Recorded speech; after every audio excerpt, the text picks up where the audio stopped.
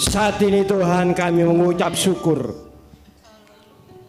Oleh kasih karunia-Mu Tuhan sudah himpunkan kami hamba-hamba-Mu. Kami percaya Roh Kudus ada di tengah-tengah kami. Biar memimpin setiap pelayan-pelayan-Mu yang ambil bagian pada hari ini Tuhan. Kuasa Roh Kudus bekerja membuat hati kami untuk bersuka cita. Karena Tuhan yang kami sembah bukan Tuhan yang mati, Tuhan yang hidup untuk menebus segala dosa kesalahan kami. Bahkan memberikan sesuatu kekuatan kesehatan melalui kematian dan kebangkitan. Kuasa-Mu dinyatakan, mujizat-Mu terjadi bagi hari ini. Terima kasih Bapa, terima kasih Roh Kudus. Kami serahkan ibadah Paskah dari awal pertengahan sampai selesainya di dalam nama Bapa, Putra dan Roh Kudus. Dalam nama Yesus, Roh-Mu bekerja atas kami. Terpujilah Engkau untuk selama-lamanya. Amin. Dalamnya kasih Bapa terlebih dari segalanya, pengorbanan yang termulia semalam karun dengan darah yang tercurah, ampuniku atas dosa. Ku bersujud kepadamu, oh Yesus.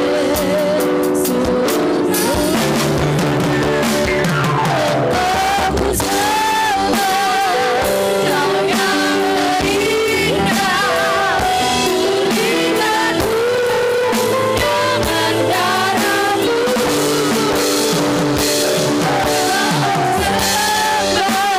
Bapa mulia, seumur hidupku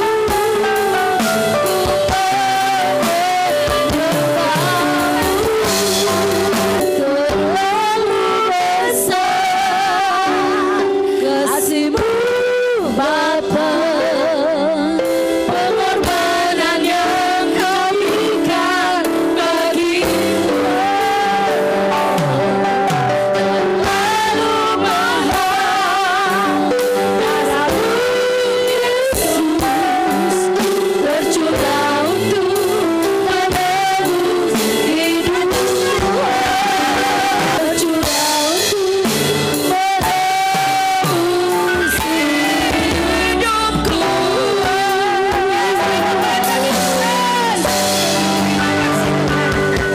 Terima kasih. Haleluya. Amin. Salam Bapak Ibu semua. Ada sukacita? Amin. Karena kita sudah menang. Amin. Lihat dulu kiri kanannya. Ada nggak sukacita? Yes. Karena Dia telah mati bagi kita. Dia telah bangkit bagi kita. Dia sangat baik bagi kita. Haleluya.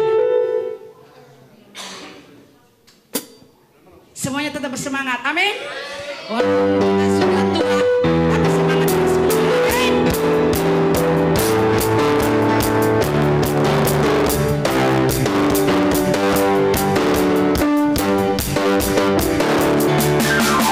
Dia mati bagiku, Dia bangkit bagiku, dengan anak pertama. Kuasa mati kalahkan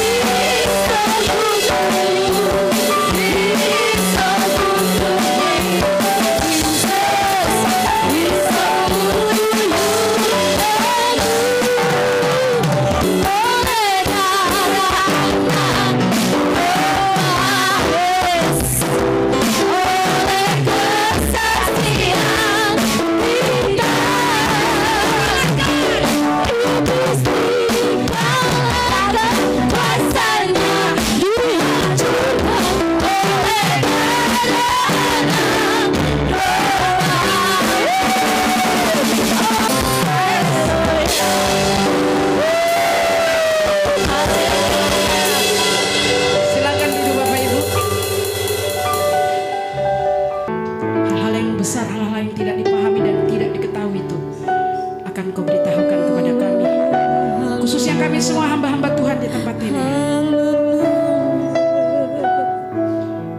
Kami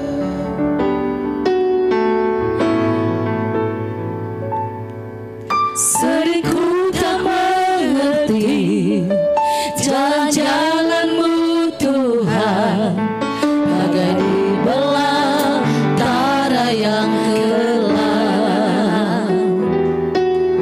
Tanpa seribu tanya, namun tetap percaya, jejak-Mu Tuhan sungguh sempurna. katakan sekali lagi, sering ku tak mengerti. Sering ku tak mengerti jalan-jalan-Mu Tuhan, bagai di belantara yang gelap. Tanpa seribu tanya, namun tetap percaya, jejak-Mu Tuhan sungguh sempurna. Ajarku memahami semua yang Kau ingini, agar hidupku puaskan hati-Mu. Bagi-Mu aku rela sepenuh hati menyembah, serahkan diri menepi karya-Mu.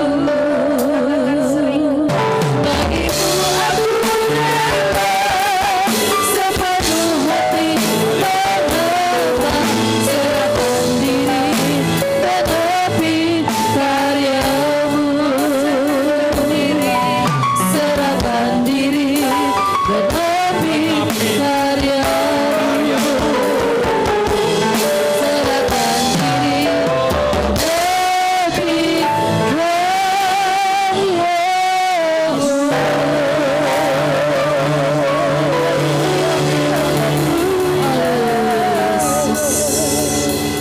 Kami ada di sini Tuhan, Amin. berhimpun padamu. Kami boleh menjamah kehadiran-Mu di tengah-tengah kami. Itu sebabnya kami duduk diam di kaki-Mu untuk menangkap sesuatu dari firman-Mu. Berfirmanlah Tuhan, urapi hamba-Mu, urapi kami semua, buat hati kami peka untuk menangkap apa yang Engkau akan singkapkan bagi setiap kami. Dalam nama Tuhan Yesus. Amin. Silahkan duduk, sudah duduk, puji Tuhan. Ibu-ibu, bapak-bapak hamba Tuhan, salam. Kita buka saja Alkitab kita.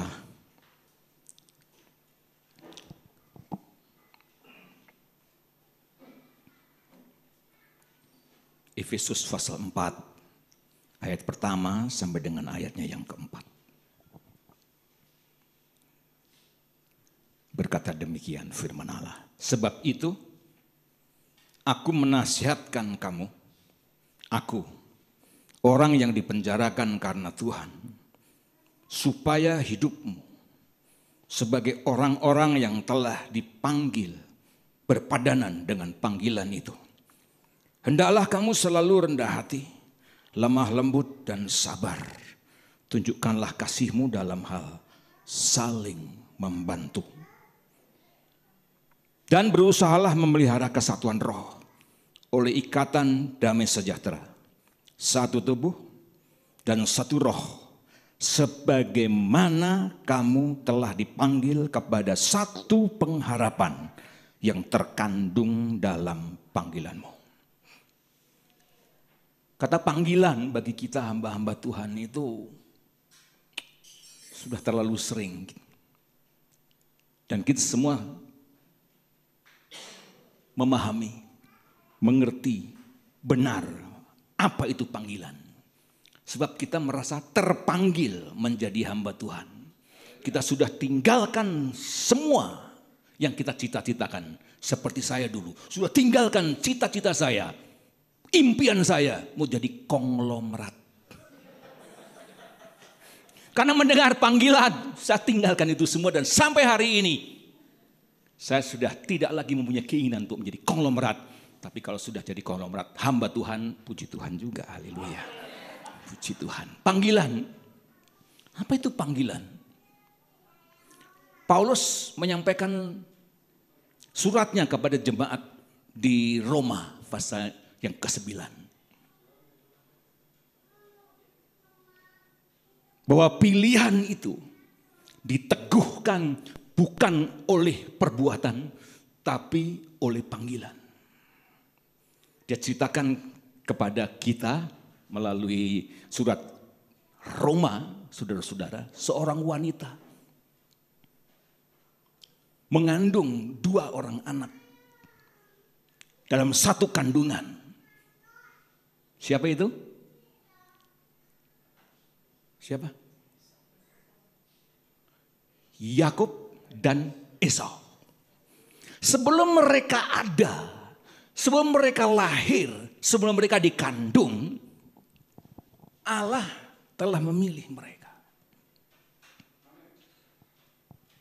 Supaya Esau itu menjadi hamba Yakub. Yakub menjadi tuan atas Esau. Bukan karena telah melakukan perbuatan baik.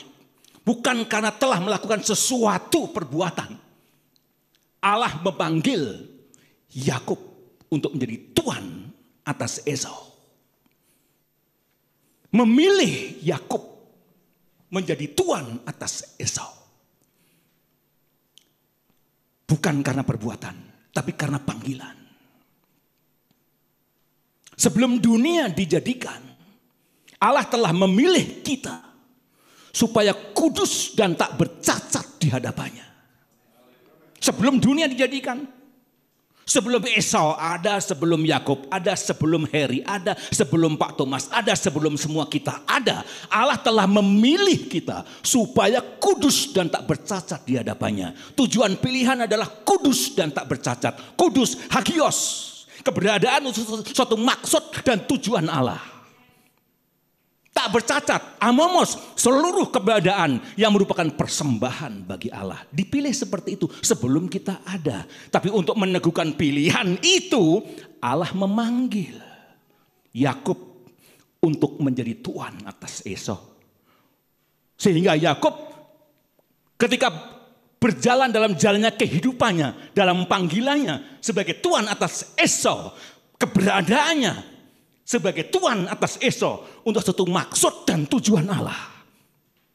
Seluruh keberadaan Yakub merupakan persembahan bagi Allah. Demikian juga saudara dan saya. Ketika kita ada dalam jalannya kehidupan sebagai orang yang telah dipanggil Tuhan, panggilan itu meneguhkan pilihan saudara dan saya. Kudus dan tak bercacat di hadapan Allah. Sehingga dalam keberadaan kita sebagai apa? Keberadaan ini adalah keberadaan untuk satu maksud dan tujuan Allah.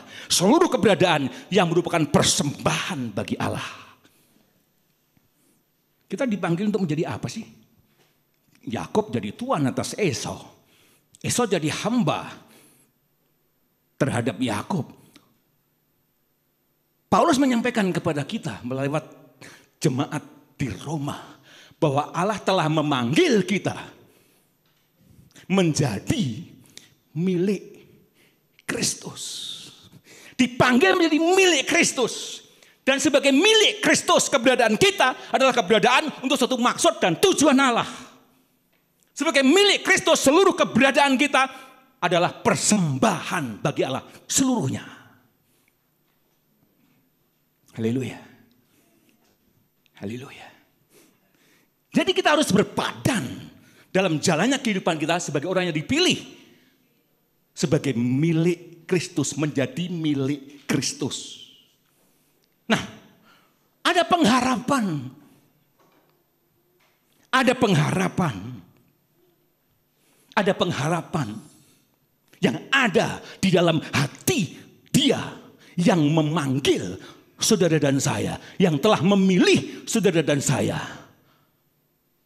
Dan Paulus menasihatkan supaya kita memelihara kesatuan roh ini.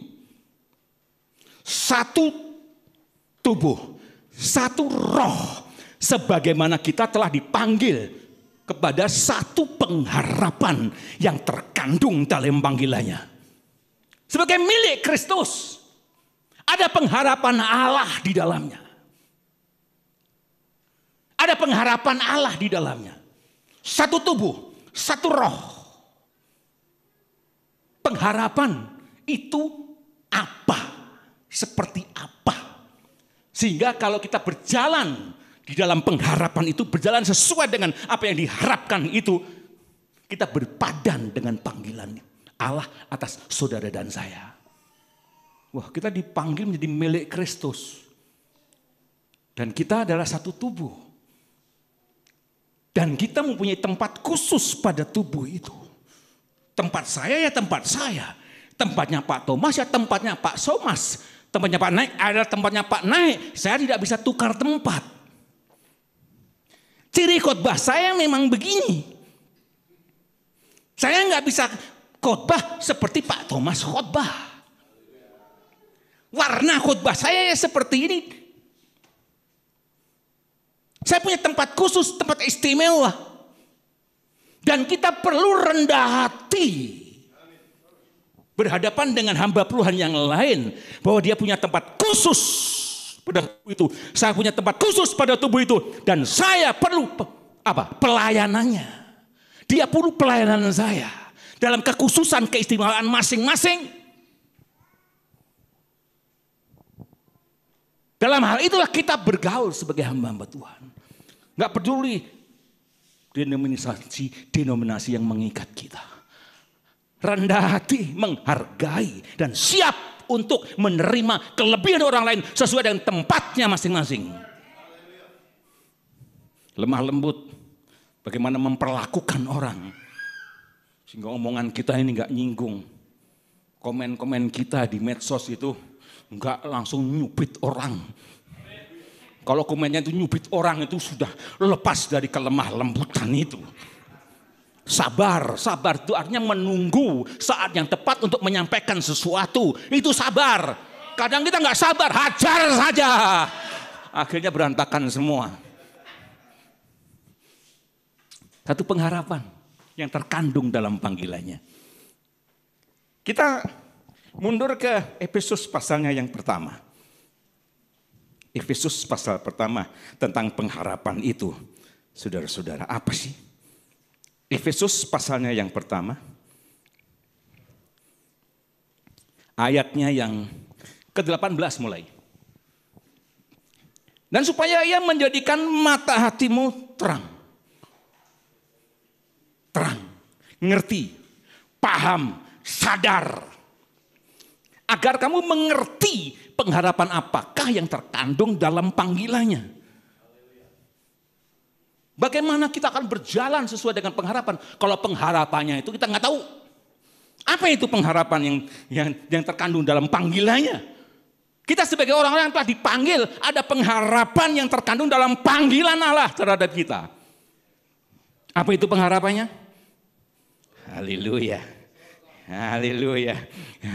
Betapa kayanya kemuliaan bagian yang ditentukannya bagi orang-orang kudus. Kemuliaan bagian yang ditentukan bagi orang-orang kudus. Haleluya. Dan betapa hebat kuasanya bagi kita yang percaya sesuai dengan kekuatan kuasanya. Yang dikerjakannya di dalam Kristus dengan membangkitkan dia dari antara orang mati dan mendudukkan dia di sebelah kanannya di surga jauh lebih tinggi dari segala pemerintah dan penguasa dan kekuasaan dan kerajaan dan tiap-tiap nama yang dapat disebut, bukan hanya di dunia ini saja melainkan juga di dunia yang akan datang. Betapa kayanya kemuliaan bagian yang ditentukannya bagi saudara dan saya. Itu pengharapan. Itu pengharapan. Bahwa saudara akan masuk mengalami, mendapat bagian yang dijanjikan itu. Apa itu bagian yang dijanjikan? Kalau saudara baca di dalam ayatnya yang ke-14. Ayatnya yang ke-11 maksud saya. Aku katakan di dalam Kristus, karena di dalam dialah kami mendapat bagian yang dijanjikan. Kami yang dari semula ditentukan untuk menerima bagian itu sesuai dengan maksud Allah yang di dalam segala sesuatu kita menurut keputusan sekedanya, supaya kami yang sebelumnya telah menaruh harapan pada Kristus telah menjadi kepercayaan dari firman-Nya, di dalam Dia kamu juga orang-orang bukan Yahudi, karena kamu telah mendengar firman kebenaran yaitu Injil keselamatanmu, di dalam Dia kamu juga ketika kamu percaya dimeteraikan dengan Roh Kudus yang dijanjikannya itu. Mendapat bagian yang dijanjikan. Janji yang disampaikan kepada siapa? Janji yang diberikan kepada siapa? Sehingga kita mendapat bagian yang dijanjikan itu. Kita kan lagi Paskahan ini. Kematian dan kebangkitan Kristus. Yesaya menyampaikan tentang ini. Tentang kematian dan kebangkitan Kristus. Begini. Dalam Yesaya pasalnya yang ke-53 ayat yang ke-10. Disampaikan kepada kita seperti ini. Ya, Tuhan berkehendak meremukkan dia dengan kesakitan. Apabila dia menyerahkan diri sebagai korban penebus salah, dia akan melihat satu, ini janji. Janjinya ini. Kalau Yesus menyerahkan diri sebagai korban penebus salah, janjinya ini. Satu, dia akan melihat keturunannya. Dua, umurnya akan lanjut. Tiga, kehendak Tuhan akan terlaksana oleh dia. Ini janji untuk Yesus. Kalau dia menyerahkan dirinya sebagai korban penebus salah. Dan saudara mendapat bagian yang dijanjikan itu. Saudara keturunannya. Saudara umur lanjutnya. Saudara orang-orang yang menggenapi apa yang sudah dikerjakan oleh Yesus. Apa itu? Apa itu yang terjadi di kayu salib? Yang telah diselesaikan oleh Yesus. Apa itu? Tentang apa? Tentang kesepakatan. Ya, melerenkan itu apa namanya? Ya, membatalkan apa namanya itu? Ya, menghapus yang pertama, menegakkan yang kedua. Ibrani pasalnya yang ke-10. Menghapus kesepakatan yang pertama, perjanjian lama, menegakkan kesepakatan yang kedua, perjanjian baru. Menyangkut apa? Hubungan. Saudara mendapat bagian yang dijanjikan kepada Yesus. Haleluya. Saudara keturunannya. Dan sebagai keturunan Yesus, seperti Paulus sampaikan kepada kita, bahwa yang ditentukan, yang dipilih dari sejak semula, ditentukannya dari sejak semula untuk menjadi serupa dengan gambaran anaknya, supaya anaknya itu Yesus menjadi yang sulung di antara banyak saudara. Berbicara tentang keserupaan dengan Yesus, itulah keturunan. Mendapat bagian yang dijanjikan. Keturunannya artinya apa? Saudara-saudara, saudara dan saya menjadi serupa dengan Yesus. Dalam hal apa? Dalam hal apa? Dalam hal kehendak, pikiran, perasaan yang sama dengan Yesus. Karena kehendak, pikiran, perasaan Yesus terhadap keberadaan orang lain sama persis dengan pikiran, perasaan, kehendak Bapaknya terhadap keberadaan orang lain. Dan itu dasar persekutuan kita, dasar komunitas kita. Paulus mengingatkan jemaat Filipi, hendaklah dalam hidupmu bersama kau menaruh perasaan dan pikiran yang sama seperti yang terdapat juga dalam Kristus Yesus. Wow, hidup bersama perlu pikiran dan perasaan.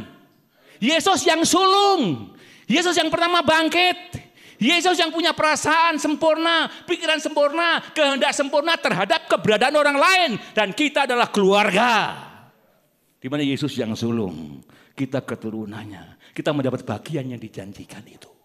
Sebagai anggota tubuh Kristus, sebagai mempunyai tempat khusus pada tubuh itu, haleluya. Saudara punya hubungan dengan yang lain. Telinga punya hubungan dengan hidung, hidung punya hubungan dengan mulut, dan seterusnya, haleluya. Tapi dalam hubungan itu perlu apa? Kehendak, pikiran, perasaan yang sama. Kalau tangan saya pegang paku, tangan kiri saya pegang paku, tangan kanan pegang palu, tidak seirama. Tidak sekehendak, tidak sepikir, tidak seperasaan. Wah, ini gak mau pukul-pukul supaya pakunan nyancep, saudara-saudara. Dia pukul jidatnya sendiri barangkali. Haleluya. Haleluya. Keturunannya, umur lanjutnya. Lukas menyampaikan kepada kita, Yesus memulaikan pekerjaannya kira-kira pada umur 30 tahun. Bicara umur lanjut, bicara umur, bicara pekerjaan yang terus berlanjut. Saudara, umur lanjutnya, ini bagian yang dijanjikan bahwa saudara adalah umur lanjutnya. Saudara adalah pekerja, saudara adalah hamba yang mengerjakan pekerjaan Tuhan, pekerjaan Kristus. Pelayan, itu nilai dan bobot kita. Haleluya. Lalu, yang pertama, dia apa namanya? Singkirkan, membangun yang kedua, hubungan. Hubungan yang apa? Saling bertanggung jawab satu dengan yang lain. Kamu sebelah kanan. Ketika aku haus, aku kasih aku minum. Ketika aku lapar, kau kasih aku makan. Ketika di penjara, kau besuk aku. Kapan Tuhan kami besok kau? Apa yang kau lakukan terhadap hambaku yang paling hina, kau sudah lakukannya bagiku. Kambing, ini kambing semua ini. Masuk ke tempat gelap, ratap gigi. Ketika aku lapar kau gak kasih aku makan. Masuk ke ratap gigi. Saya jadi gak enak sama Om Andreas. Gak kelihatan ketak giginya, empong saudara-saudara. Ada konsekuensinya. Kalau melihat saudaranya lapar gak kasih makan, ada konsekuensinya. Ini hubungan yang bertanggung jawab terhadap keberadaan orang lain. Itu yang dibangun oleh Yesus. Dan itu dasar persekutuan kita, dasar komunitas kita. Haleluya. Haleluya. Dan itu pengharapan dalam panggilannya. Supaya kita sebagai orang-orang yang telah dipanggil, jalannya kehidupan kita seperti itu dalam komunitas yang dibangun di mana Yesus yang sulung di antara kita. Nah, angel ya. Biarpun ketika pendeta itu sering juga otot-ototan loh. Sudah tersinggung seharian yang saudara-saudara nggak mau noleh sama istrinya, sama tetangganya, sama macam-macamnya, saudara-saudara. Kan begitu, kita sedang dalam proses ya Pak Naik ya. Belum sempurna. Saya jadi hamba Tuhan itu waktu itu istri saya salah. Saya ambil itu gelas saya lempar. Lama-lama semakin harus. Sekarang tidak tapi pelang. Saya minum ya gitu saudara-saudara. Dulu saya lempar saudara-saudara. Ada proses. Saya terus berubah dari hari ke hari. Saya terus berubah dalam proses itu. Nah, prosesnya itu dikerjakan oleh apa? Siapa yang membawa kita kepada proses seperti itu? Kita ini kan milik Kristus. Milik Kristus kita. Nah, pengharapan yang pertama dalam panggilannya terhadap orang yang dipanggil adalah seperti tadi itu. Betapa kayanya kemuliaan bagiannya. Ada bagian yang sudah saya sampaikan tadi. Yang kedua, betapa hebat kuasanya bagi kita yang percaya. Wow, saudara-saudara, betapa hebat kuasanya bagi kita yang percaya. Sesuai dengan apa namanya tadi? Sesuai dengan kekuatan kuasanya. Terjemahan ini kurang satu. Seharusnya kegiatan kekuatan kuasanya. Energian, kratos, iskus katanya. Entah bener enggak sepelanya, orang saya enggak ahli bahasa Greka. Yang penting saya moco ini saudara-saudara. Ya. Energian.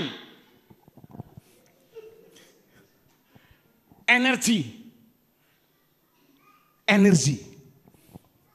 Haleluya. Jadi harusnya ada 3. Kegiatan, kekuatan, kuasanya cuma disematkan sebagai kekuatan kuasanya. Harusnya kegiatan, kekuatan kuasanya. Energi. Saya khotbah ini perlu energi. Cuman energi orang Indonesia itu nasi goreng. Tadi saya makan nasi goreng saudara-saudara. Energi, tapi mengalir juga energi itu. Kuasa memampukan saya ngomong seperti ini.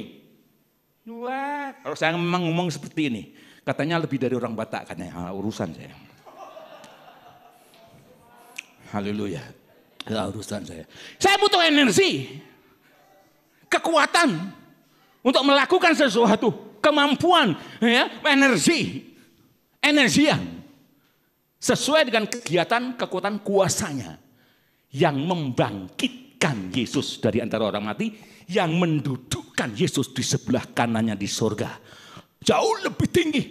Artinya energian itu, kekuatan itu yang membangkitkan Yesus. Kuasa itu yang membangkitkan Yesus. Kebangkitan Yesus itu adalah ketetapan Allah. Ketetapan Allah. Dikuburnya Yesus, itu ketetapan Allah. Naiknya Yesus di surga, duduk di sebelah kanan Allah itu ketetapan Allah. Jadi energian itu, kratos itu, Kristus itu. Energian itu adalah kesanggupan yang bekerja. Energian itu kesanggupan yang bekerja. Sedangkan kratos kekuatan hebat dan efektif. Wah, ini saudara-saudara. Lalu Kristus itu kekuatan, kuasa. Nah, pekerjaan tiga ini saudara-saudara. Ini yang membangkitkan Yesus. Artinya, ya, menggenapi ketetapan untuk Yesus masuk dan menggenapi ketetapan Allah bangkit dari antara orang mati, dibutuhkan kegiatan kekuatan kuasanya. Demikian juga saudara dan saya sebagai orang yang telah dipanggil, kita dipanggil untuk melangkah dalam penggenapan ketetapan sebagai milik Kristus. Kita milik Kristus. Lah Kristus itu apa? Ya panganan apa Kristus itu? Kristus itu yang diurapi untuk melakukan pelayanan, tugas pelayanan khusus. Dan ketika kita dipanggil menjadi milik Kristus, kita di bawah otoritas yang diurapi. Sehingga dia punya otoritas untuk membangun, menjadikan, membuat saudara menjadi sesuai dengan ketetapan Allah atas hidup saudara dan saya. Kata Paulus, dulu kita sebagai orang-orang bukan Yahudi, sampai sore loh Pak. Gak genep 30 ya, nanggung Pak naik nanggung ya 15 menit lagi udah nengok-nengok gak enak jadinya. Haleluya. Sudah ya. Pak Thomas bungkem dulu, sandera dulu. Haleluya. Nah, sampai di mana tadi? Haleluya. Ketetapan. Haleluya. Dulu kita bukan orang Yahudi, Paulus katakan seperti ini, hidup tanpa Kristus. Karena kita tanpa Kristus tidak termasuk kewargaan Israel. Dan tidak mendapat bagian yang dijanjikan itu. Artinya Kristus itu punya kaitan dengan kewargaan kita sebagai orang Israel. Bagian yang ditentukan untuk kita. Haleluya. Dengan Kristus pasti mengerjakan yang terkait dengan kewargaan Israel. Hak saudara, kewajiban saudara. Haleluya. Kewargaan Israel. Dan bagian yang ditentukan itu pekerjaan Kristus, saudara. Haleluya, Kristus. Nah, sebagai warga Israel, kita diperkenalkan pada jalannya kehidupan bangsa Israel selama 1 tahun. Bulan pertama ada Paskah, ada roti tidak beragi, ada hulu hasil. Meloncat bulan ketiga, drak, Pentakosta. Wah, loncat bulan ke-7, drak, bunyi nafiri. Gerak yang besar, pondok daun-daunan. Itu ketetapan kekal untuk saudara dan saya. Yesus mati di atas kayu salib. Paskah. Mengerjakan apa Paskah itu? Mengerjakan apa Paskah itu? Yesus sebagai roti fatir. Mengerjakan apa roti fatir itu bagi saudara dan saya?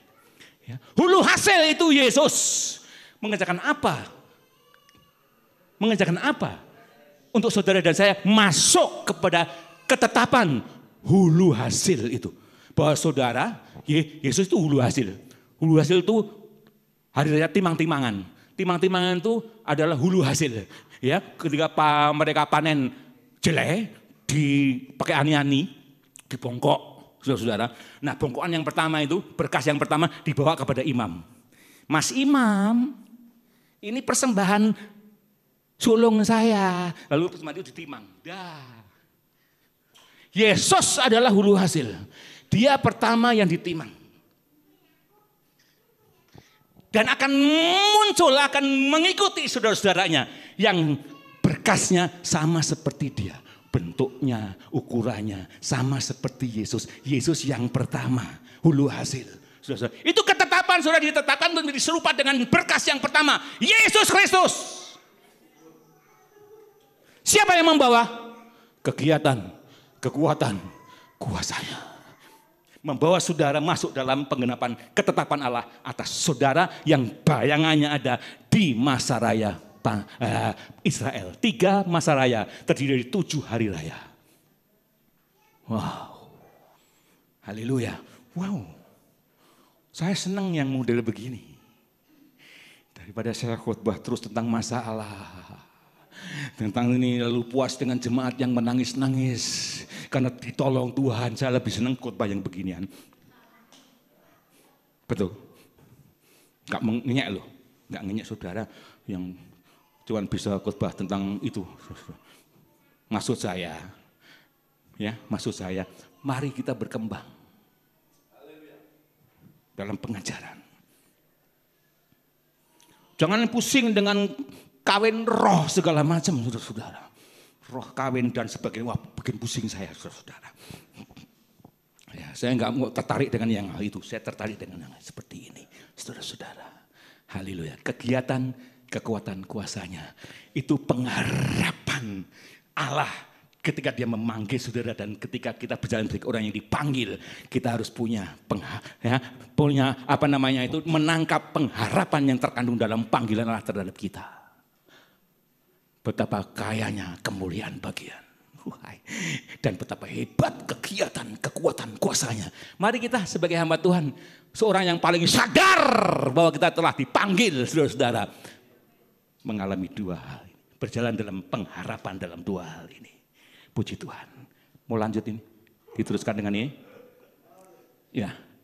Yang melayani perjamuan kudus, langsung saya. Nah, kita akan melakukan satu hal yang sangat luar biasa.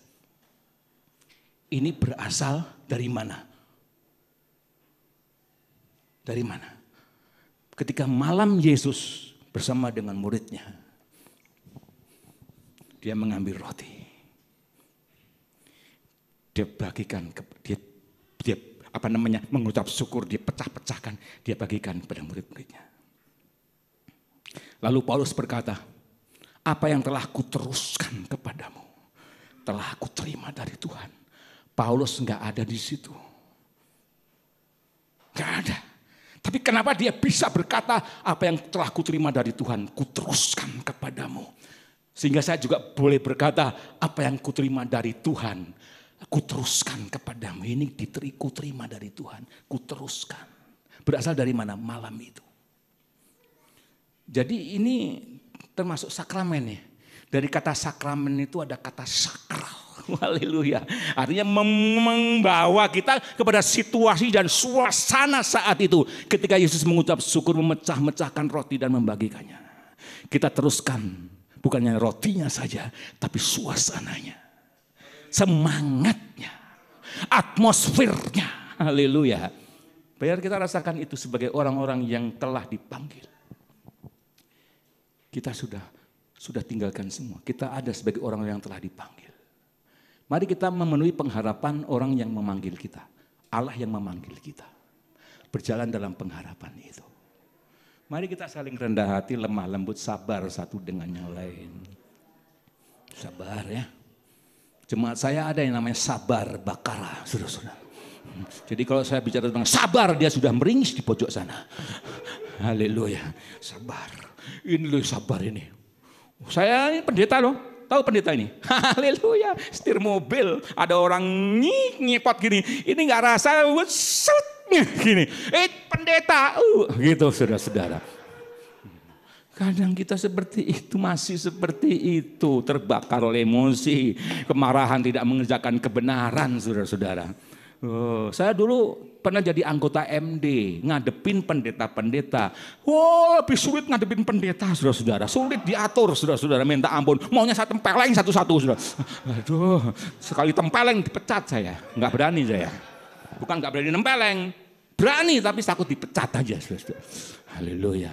Ya, kita terus diproses. Diproses kita. Kita dalam proses untuk menjadi serupa dengan gambaran anaknya. Haleluya. Kepala. Tahu kepala? Saudara tahu biji? Biji beras, biji apapun ada kepalanya. Saya kira disitulah ada kehidupan. Yesus sebagai biji gandum jatuh ke tanah lalu mati. Kalau dia tidak jatuh ke tanah lalu mati, dia nggak akan tumbuh dan hidup. Ya, sudah tiba saatnya anak manusia dipermuliakan. Sebagai apa? Sebagai biji gandum. Biji itu kan bagian esensial dari tumbuhan. Yang memungkinkan jenis tumbuhan itu terus berkelangsungan, terus berkelanjutan. Nah, biji gandum jatuh ke tanah. Dia tumbuh berbuah banyak. Jenisnya Yesus berkelanjutan. Saudaralah kelanjutnya jenisnya Yesus itu. Haleluya. Luar biasa saudara-saudara kita ini. Jenisnya Yesus kita ini. Haleluya. Yesus di kayu salib. Itu Bapak. Ampuni mereka. Mereka gak ngerti apa yang mereka perbuat. Kita enggak. Cetakan dosa preman kota gajah. Saudara-saudara. Kita sedang diproses ke arah itu. Haleluya. Pagi siang hari ini saudara, kita ada di sini. Kita makan tubuh dan minum darah. Kita akan disegedarkan. Kita akan menerima energian itu. Ya. Kuasa dari roti dan anggur ini. Ada energi, ada kekuatan yang memberikan kita kemampuan untuk melangkahkan kaki menuju Bukit Sion.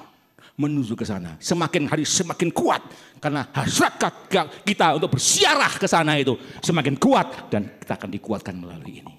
Mari kita bangkit berdiri. Petugas perjamuan kudus. Haleluya.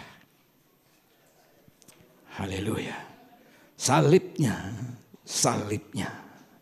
selamanya mulia. Dosaku disucikan oleh darah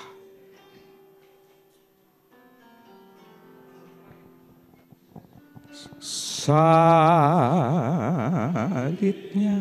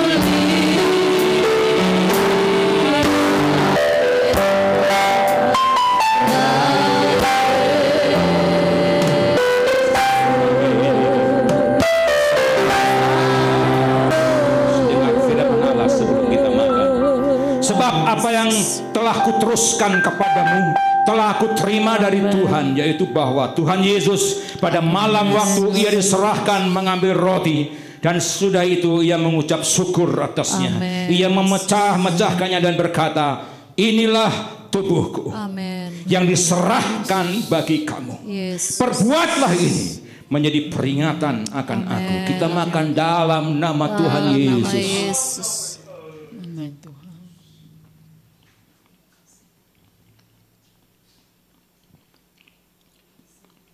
Tubuh yang telah Makasih, dipecahkan Tuhan.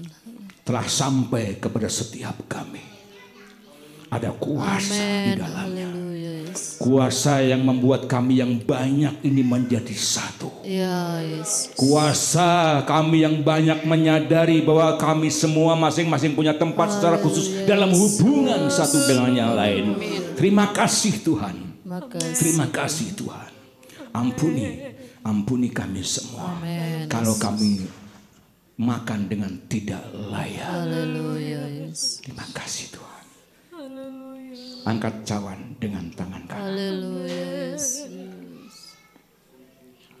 Demikian juga yang mengambil cawan sesudah makan lalu berkata, cawan ini adalah perjanjian baru yang dimeteraikan oleh darahku. Perbuatlah ini. Setiap kali kami meminumnya menjadi peringatan akan aku. Kita minum dalam nama Tuhan Yesus.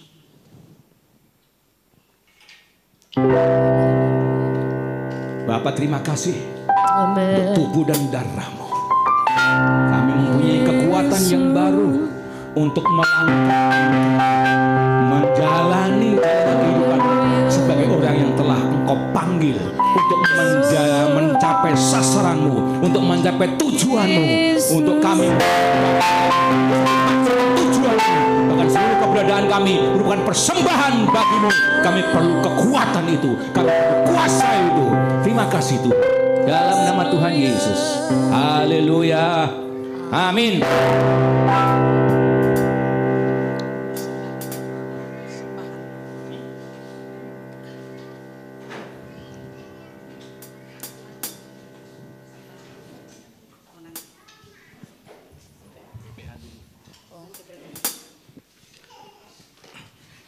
Baik Bapak Ibu, Shalom.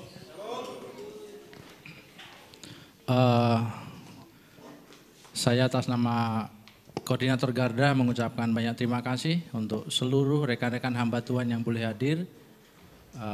Selamat datang di pelayanan persekutuan hamba Tuhan Garis Depan Lampung Tengah. Ya, bulan ini kita ibadah di GSJA Kanaan di tempat pengembalaan Bapak Pendeta Thomas. Sekaligus menjadi agenda kita ya perayaan Paskah karena ini memang bulan Paskah. Terima kasih juga untuk Pastor Heri, thank you luar biasa untuk pelayanan firman-Nya. Dan kemudian juga di tengah-tengah kita ada teman-teman rekan-rekan sekerja kita ya, Pak Nex Regar dan teman-teman dari JDW, JDP dan JDN ya kan. Jadi akan ada pemaparan nanti kita mohon kerelaan waktunya untuk kita mendengarkan beberapa agenda yang disampaikan oleh hambanya.